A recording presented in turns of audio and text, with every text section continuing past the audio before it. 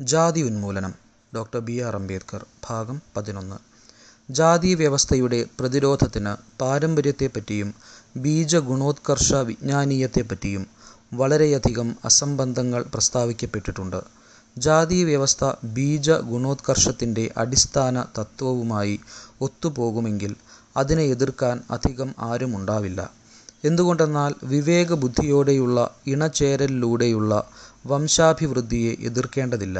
പക്ഷേ വിവേകബുദ്ധിയോടെയുള്ള ഇണചേരൽ ഉറപ്പുവരുത്താൻ ജാതിവ്യവസ്ഥയ്ക്ക് കഴിയുന്നത് എങ്ങനെയെന്ന് മനസ്സിലാക്കാനാകുന്നില്ല.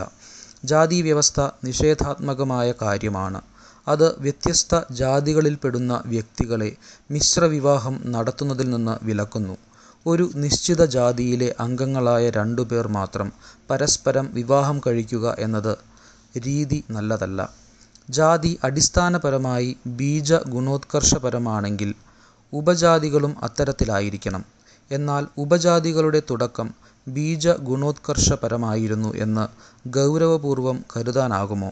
അത്തരം വിശ്വാസപ്രമാണം പുലർത്തുന്നത് വളരെ വ്യക്തമായ കാരണങ്ങളാൽ തന്നെ അസംബന്ധമാണെന്നാണ് ഞാൻ കരുതുന്നത്. ജാതി എന്നത് വർണ്ണമാണെങ്കിൽ ഉപജാതികളെ വ്യത്യസ്ത വർണ്ണങ്ങളിൽ പെടുത്താനാവില്ല. കാരണം സൈദ്ധാന്തികമായി പറയപ്പെടുന്നത് ഉപജാതികൾ സമാനവും ഏകവുമായ വ്യത്യസ്ത ഉപവിഭാഗങ്ങളാണ് എന്നാണ്. അതിനാൽ ഉപജാതികൾ തമ്മിലുള്ള മിശ്രഭോജനത്തിനും മിശ്രവിവാഹത്തിനും വിലക്കുന്നത് വംശത്തിൻ്റെയോ രക്തത്തിൻ്റെയോ ശുദ്ധി നിലനിർത്താൻ വേണ്ടിയുള്ളതല്ല.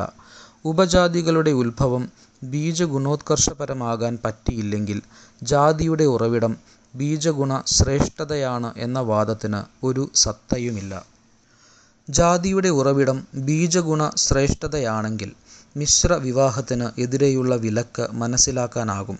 എന്നാൽ ജാതികൾക്കും ഉപജാതികൾക്കും തമ്മിൽ മിശ്രഭോജനത്തിന് വിലക്ക് കൽപ്പിക്കുന്നതിൻ്റെ ഉദ്ദേശ്യം മനസ്സിലാകുന്നില്ല. മിശ്രഭോജനത്തിലൂടെ രക്തത്തിലൂടെയുള്ള രോഗസംക്രമണം ഉണ്ടാകില്ല. അതിനാൽ തന്നെ വർണ്ണത്തിൻ്റെ വികാസത്തിനോ അധഃപതനത്തിനോ കാരണമാകാൻ മിശ്രഭോജനത്തിന് കഴിയില്ല. ഇത് കാണിക്കുന്നത് ജാതിക്ക് ശാസ്ത്രീയമായ ഉറവിടം ഇല്ല എന്നാണ്. ജാതിക്ക് ബീജഗുണോത്കർഷപരമായ ഒരു അടിത്തറ നൽകാൻ ശ്രമിക്കുന്നവർ ചെയ്യുന്നത് തീർത്തും അശാസ്ത്രീയമായതിനെ ശാസ്ത്രം കൊണ്ട് പിന്തുണയ്ക്കാൻ ശ്രമിക്കുകയാണ്. ഇന്നുപോലും പാരമ്പര്യത്തിൻ്റെ നിയമങ്ങളെപ്പറ്റി സുനിശ്ചിതമായ അറിവില്ല. അതിനാൽ തന്നെ ബീജഗുണോത്കർഷ സിദ്ധാന്തം പ്രായോഗികമായ ഒരു സാധ്യതയായി തീരുന്നില്ല.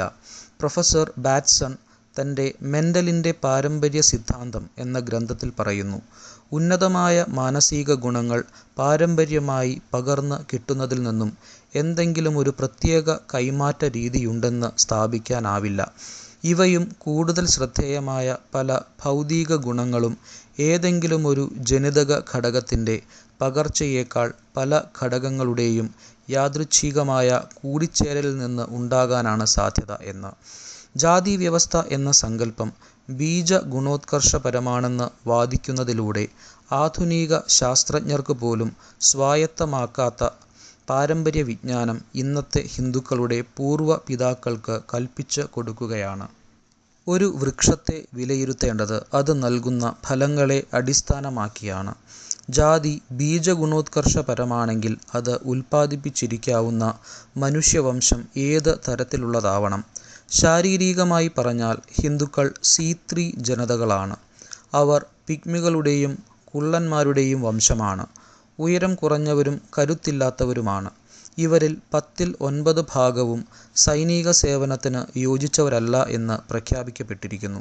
ഇത് കാണിക്കുന്നത് ജാതിവ്യവസ്ഥ ആധുനിക ശാസ്ത്രജ്ഞന്മാരുടെ ബീജഗുണോത്കർഷ സിദ്ധാന്തത്തെ മൂർത്തമാക്കുന്നില്ല എന്നാണ്. ഇത് ഹിന്ദുക്കളിലെ തലതിരിഞ്ഞ ഒരു വിഭാഗത്തിൻ്റെ ധാർഷ്ട്യവും സ്വാർത്ഥതയും മൂർത്തമാക്കുന്ന ഒരു സാമൂഹിക വ്യവസ്ഥയാണ്. ഈ വിഭാഗം ഹിന്ദുക്കൾക്ക് അതിനെ ഒരു പരിഷ്കാരം എന്ന നിലയിൽ ക്രമപ്പെടുത്താൻ കഴിയുന്ന ആധിപത്യവും അവർക്ക് തങ്ങളെക്കാൾ താഴ്ന്നവർക്കുമേൽ അടിച്ചേൽപ്പിക്കാനുള്ള അധികാരവും ഉണ്ടായിരുന്നു.